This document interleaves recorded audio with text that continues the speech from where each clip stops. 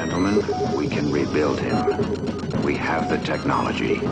Better than he was before. Stronger. Faster.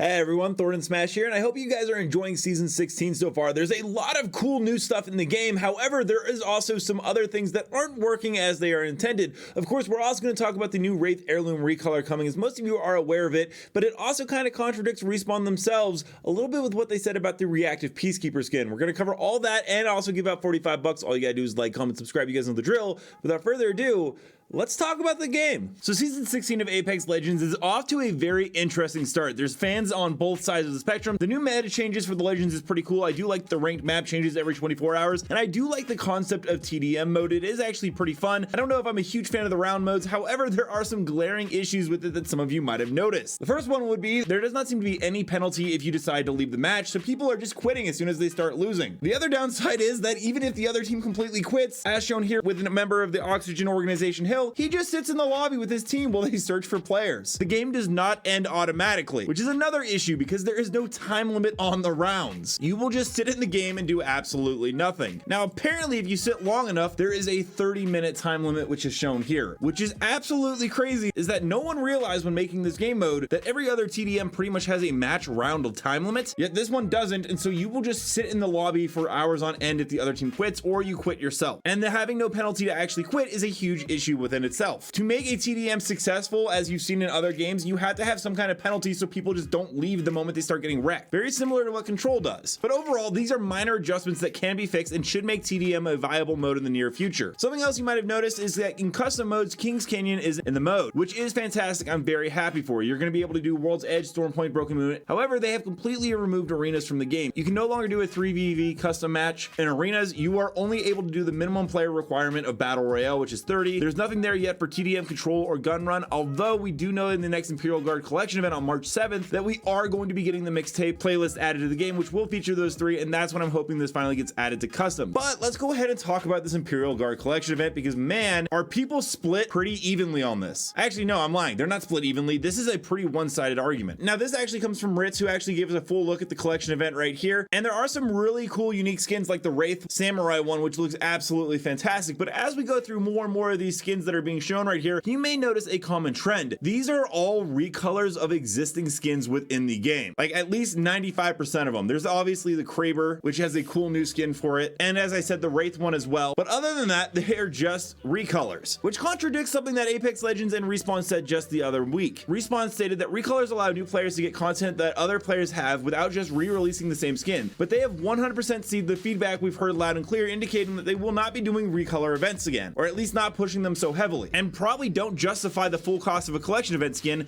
very similar to the backlash they got for the Wintertide collection event. It doesn't help that they made a statement about it, and then there are a bunch of skins for the next collection event that are that. However, the Wintertide had something unique about it. You did get a prestige skin for Wraith that was completely unique to her. That was something that we had not seen in the game before. Now, the reward for this collection event is going to be the Wraith Kunai Recolor, which someone who leaks was able to show us. As you can tell, there are some different changes to it. It does have Hope inscribed on the handle, and it now glows kind of an orange yellowish. But don't be mistaken, this is not a new model of the heirloom. This is a recolor of her existing one. A lot of people were really hoping to get the Car SMG Wraith Heirloom Recolor as a brand new model for it, which would 100% be justified as a collection event reward. However, it becomes very hard to justify the new Wraith Heirloom when it is just a new paint job on an existing skin. You could make the point that you do get a brand new emote with it, which is an heirloom tier. That is right, we now have heirloom tier emotes, and you will also get a banner frame with it as well. The one plus side of this is there are new animations for Wraith's heirloom, and this goes into the fact that for everyone who's owned the heirloom already, the original one will be able to access these as they already have them. Once again, pretty awesome, and I do applaud Respawn for that. But even if you own the original heirloom, you will not be able to get the heirloom recolor for a discounted price. And no, if you're thinking that this is going to be very cheap, you are wrong. It is going to be a full-priced heirloom, as I have heard.